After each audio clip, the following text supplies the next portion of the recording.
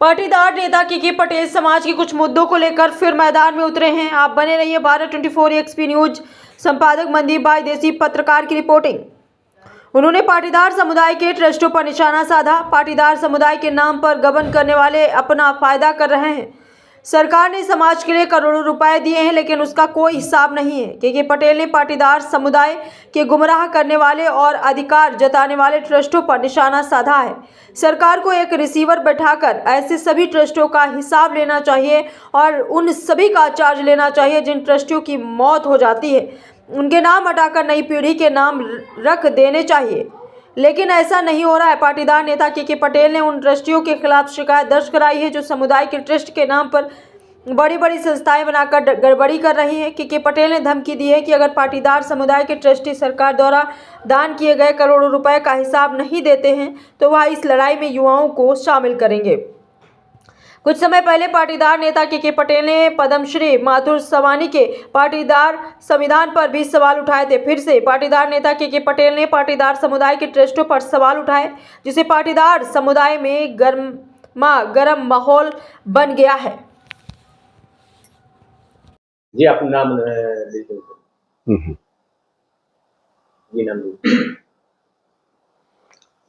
આજે ફરીથી મીડિયાના આગેવાનો અને પ્રેસના આગેવાનોને મળવાનો મોકો એટલે થયો છે। થોડા દિવસ પહેલા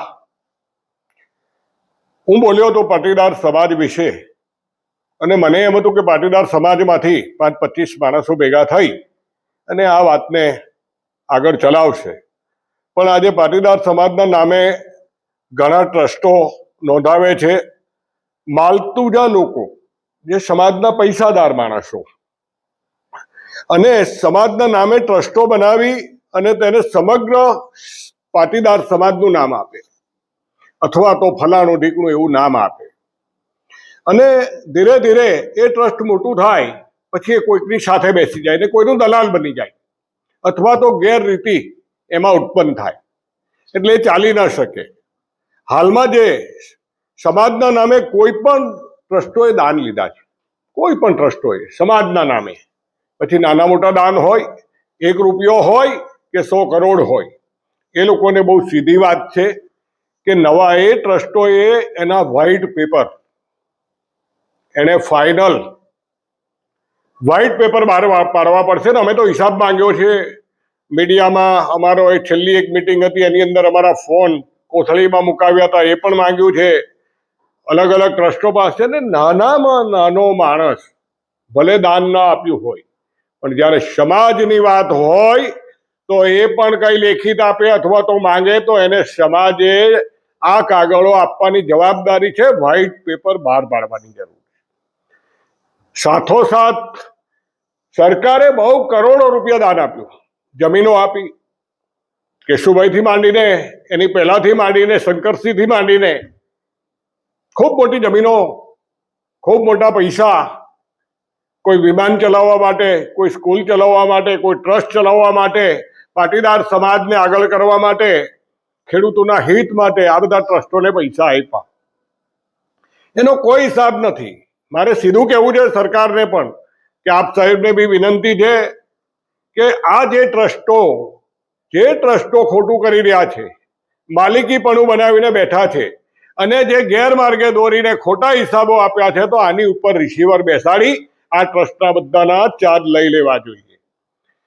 ત્રીજું, સાથોસાથ જે માણસો મરી જાય છે ટ્રસ્ટીઓ, એનું નામ કમી કરો, એની પાછળ એની પેઢીને કે તમે નવા નામ તો લો, પણ નથી એવું થતું। દુઃખની વાત એ છે કે ધીરે ધીરે એક સમાજ, એક ટ્રસ્ટ 50, 60, 70 કરોડ રૂપિયા ભેગા થાય, 100 કરોડ ભેગા થાય એટલે એની બાજુમાં એક બગલ બચ્ચું નાનું ટ્રસ્ટ બનાવે, એની ઓફિસ કંઈક આ જગ્યાએ રાખે, કંઈ અહીંયા રાખે, કોઈ આમ રાખે, ગુજરાતના કોઈ બી ખૂણે ઓફિસ રાખે। પછી એ જે બગલ બચ્ચું બનાવેલું ટ્રસ્ટ હોય એ 2 જણા સમજોતો કરી લે કે આપણે યુનિવર્સિટી બનાવીએ, આપણે મોટી હોસ્પિટલ બનાવીએ, આપણે ફલાણું બનાવીએ, આપણે ખેડૂત માટે આ કરી લઈએ, એમ કરીને નાના માણસોને પિંજરામાં પૂરવાની વાત કરે। પછી એ બે ટ્રસ્ટ સમજોતો કરીને જે મૂળ ટ્રસ્ટની અંદર હતા અથવા નવા ઉમેરવાના હતા, યુવાઓને ઉમેરવાના હતા, એની બદલે આ બની બેઠેલા માલિકો, અને બદમાશ કહીએ તો કંઈ ખોટું નથી, અને બદમાશી જ કહેવાય દેશી ભાષામાં. સૌરાષ્ટ્રની ભાષામાં વ્હાઇટ કોલર ગુંડા આમ ઇંગ્લિશમાં કહીએ ને, અમારે એમ કહેતા સૌરાષ્ટ્રની અંદર કે ડાકુ, અને પેલા ડાકુની પાછળ છે ને પોલીસ હતી પડતી, ઘોડા લઈને જાય ત્યારે. હવે તો ઘણી વાર ડાકુની આગળ પોલીસ છે અને ડાકુની પાછળ પોલીસ છે. હવે સમજવું હું કોણ કોને પકડે છે. એ જ પરિસ્થિતિ અમારા સમાજની છે. તો આ ટ્રસ્ટીઓની પાસે હિસાબ સરકાર માંગે, ન હિસાબ આપે તો એની પર રિસીવર બેસાડે, અને આ જે બની બેઠેલા ટ્રસ્ટીઓ છે એની અંદર એક સિસ્ટમ લાવે કે કોઈ પણ ટ્રસ્ટી 2 વર્ષ અને બહુ સારું કામ કરતો હોય તો એને બીજો ટર્મ્સ આપી, એના પછી વહીવટદારો, ટ્રસ્ટી નહીં, ટ્રસ્ટી તો આજીવન હોઈ શકે, પણ વહીવટદારો અને પછી એ પ્રમુખમાં ન હોય, અને નક્કી કરે કે આ 50 વર્ષથી ચોટીને સમાજનું લોહી પીનારાઓ સંસ્થાના નામે કરોડો રૂપિયા ઉભા કર્યા, આજે 100 કરોડ 200 કરોડ તમારી સંસ્થામાં છે, એની પાછળ તમે હોસ્પિટલ બનાવો. લાસ્ટ તમે જો જુઓ તો આની અંદર ફક્ત ઈરાદો એટલો જ છે કે 25 વર્ષનું એક પ્લાનિંગ થાય, 20 વર્ષનું થાય, 50 વર્ષનું થાય, પછી એની અંદર લોકો મરતા જાય, ખતમ થતા જાય, એને હટાવતા જાય, અને એ અબજો ને કરોડો રૂપિયાની માલિકી અને સરકારનો લીધેલો અબજો રૂપિયાની સહાય સરકારે ઓછી સહાય નથી કરી.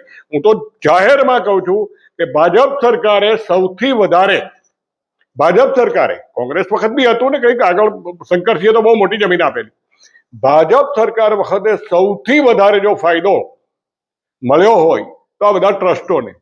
પણ એ કોના માટે આપ્યો હતો? નાનામાં નાના ખેડૂત માટે, નાનામાં નાના મજૂર માટે, નાના ધંધાઓ માટે. એની બદલે આ લોકો આને લૂંટી, અને કોઈ કોલરિંગ એટલે વ્હાઇટ કોલર પત્ર કોઈ આપતું નથી, માટે આપે નહીં તો આની લડાઈ હવે આગળ ચાલી અને યુવાઓ સાથે બેસી અને યુવાઓને મારે જાગૃત કરી અને આ લડાઈની અંદર ઉતરવું પડશે. અને જે મોટી મોટી વાતો કરનારાઓ અને સમાજના દલાલો અને આમાંથી કમિશન ખાનારાઓએ અમને કોઈ પણ ઉત્તર આપવો નહીં, અને અમારે તમારું કંઈ સાંભળવાનું થતું નથી. અમારી લાઈન આટલી સ્પષ્ટ છે કે અમે સમાજની અંદર પછી જ બંધારણ કરશું, જ્યારે કે સમાજ પહેલા વ્હાઇટ કોલર બને અને આગળ આવે, યુવાઓ આગળ આવશે, એની સાથે રહી અમે કામ કરશું. જય હિન્દ, જય ભારત, થેન્ક યુ.